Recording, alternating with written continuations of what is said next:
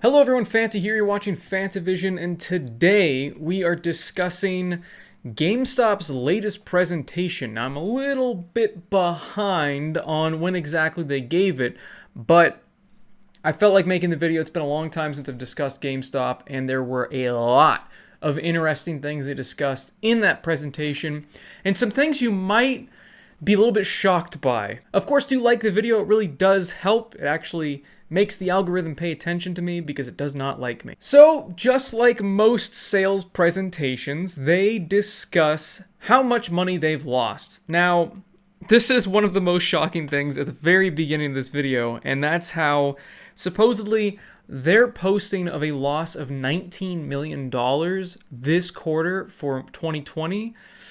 That's a good thing. Yeah, that's right. That was an improvement over their $83 million loss the previous year.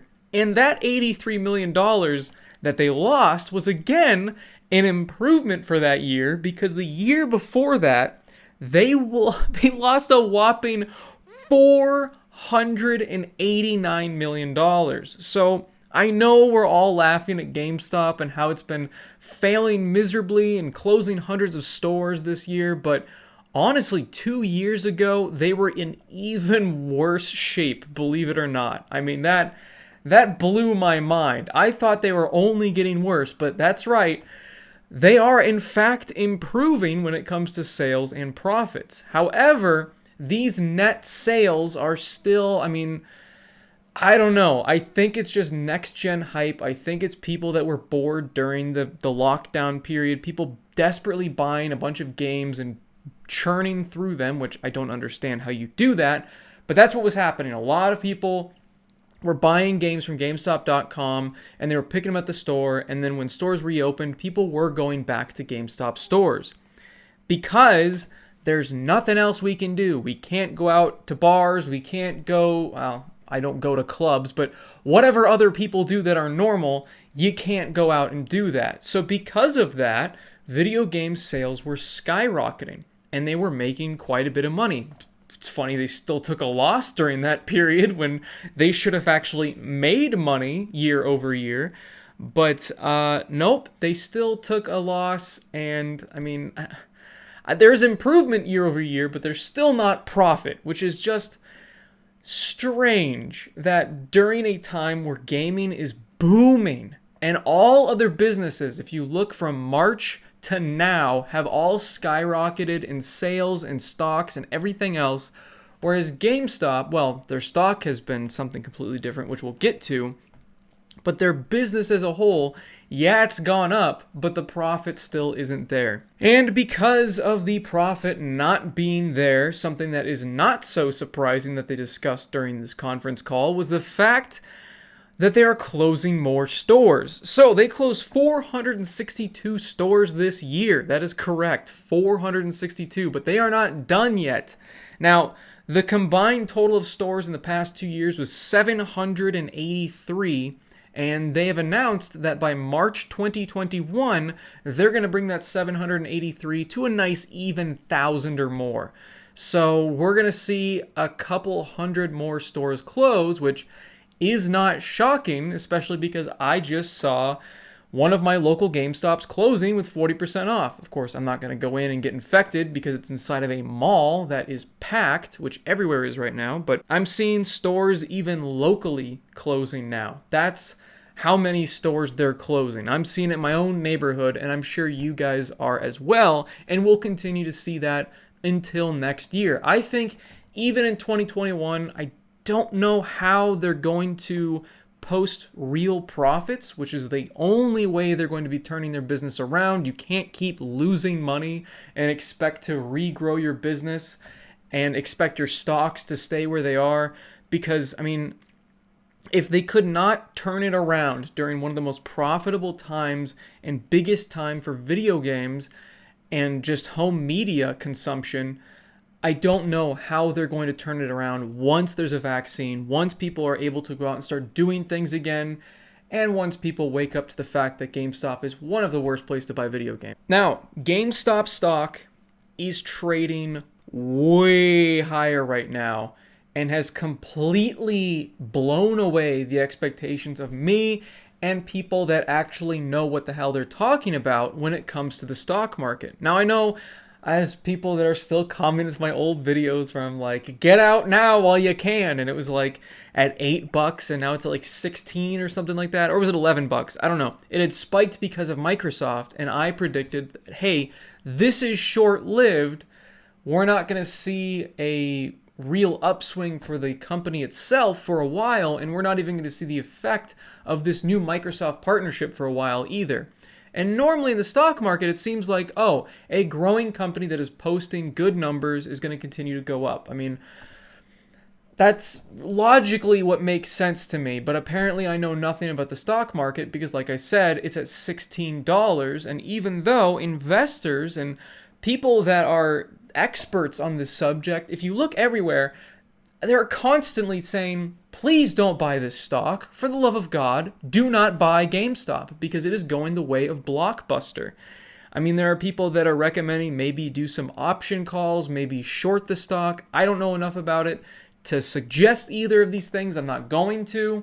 And of course, my favorite suggestion for GameStop stock is just to sit back and watch GameStop burn. The top executives of GameStop last year took home $35.2 million. That's right, the top executives, even though they're closing a bunch of stores, firing a bunch of people, and having hundreds of millions of dollars of loss every single year, they're still taking home a solid $35 million to their own wallets. This seems to be what happens at every corporation. I don't know if you guys remember, Blizzard posted top profits. They fired a bunch of people. When Salesforce hit a bunch of profits, they fired people. So companies don't really seem to care if they're doing well. They want to keep doing better. I don't understand it from a logical and ethical perspective, but I'm not a business executive, so I guess I can't just get to that blood-sucking mindset. One of the most shocking things about this presentation is in like the first couple pages. And yeah, you can just go online and take a look at these presentations. And if you guys want me to do a whole video about just this presentation, tell me. I'll look more into it. I just kind of skimmed it, looked at the top articles about it, and picked the most interesting points that I could tell you guys about. But the most shocking and interesting thing to me about this whole presentation is like within the first couple pages, and that's right here. They want to transform GameStop to a fully customer-driven, digital-first, omni-channel retailer. It sounds like they desperately want to adapt to the fact that there are a lot more people buying digital games, and to the fact that their business as a whole, that business model, is just not working anymore, especially during a time where people really don't want to leave their houses.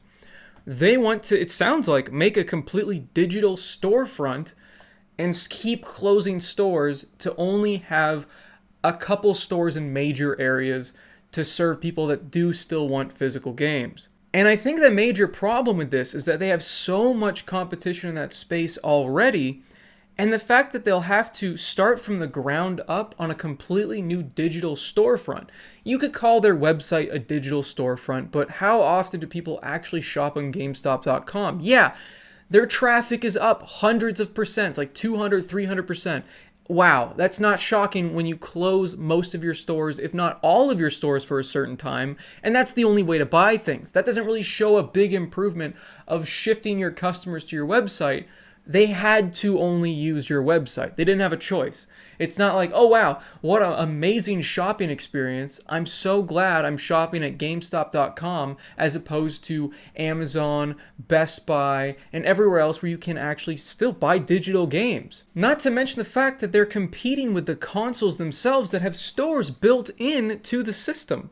Would you rather go to GameStop.com, find the game you want to buy the game, put in your credit card, get the key, and then put it on your console? Or would you rather just have your account that's already signed in, that already has your credit card on the system itself, you click buy now, and it immediately starts downloading? That's a lot more efficient to just buy off the system like that than it is to buy off of GameStop. So I don't know how they're going to become a digital first storefront when they already have competition of the consoles themselves, And hey, if you're going to talk about the PC game market, there's already, Steam, Origin, Uplay, there's Epic Games, there's how many other different digital storefronts can you think of? GOG? There's so many. And then there's a bunch of websites that do that. Green Man Gaming. And of course, Cheap Shark, which doesn't sell games themselves, but helps you find other stores that sell them and which one has the cheapest. I don't think GameStop is ever going to find themselves in the cheapest category because they rarely ever are for even physical games that are used compared to new. So they're losing in the price area for physical copies. I don't think they're going to compete digitally.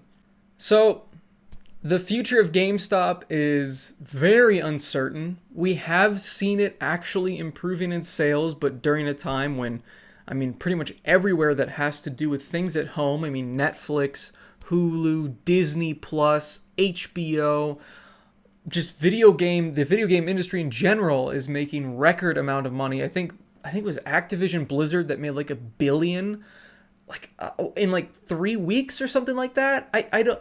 It blows my mind that the games industry continues to swell up and balloon in profit, and yet GameStop still can't manage to show a profit at all. Their improvement is less loss. Somehow, that's their improvement. Oh, we didn't lose as much this time. That's better, right? We're improving. We're going to be around forever. I don't think so. Let me know what you guys think about this whole situation down in the comments below. If you think GameStop is going to continue to improve to the point where they're actually making money, or if you think it's still the next blockbuster, like I do, and that they're just arranging the deck chairs in the Titanic. The band is still playing, but they are certainly sinking. Like the video if you guys liked it, subscribe for more content, and as always, have a fantastic day. See everybody. I know it's not Tuesday. I don't care. I'm going to do this outro anyway. My schedule's been such a mess. I've been such a mess, but there you go. The Dankful IPA by Sierra Nevada, generously hoppy. It's called Dankful because, believe it or not, hops are actually in the same plant family as marijuana, which is why it tastes and smells a lot like marijuana, especially this one. This one smells and tastes like I am drinking a citrusy bundle of just a bunch of buds. Like you blended a bunch of buds, spritzed in some lemon and some little bit of orange, and made it a tea. That's what this tastes like. It tastes like marijuana tea with orange in it. I think it's pretty delicious anyway. I'm a weirdo.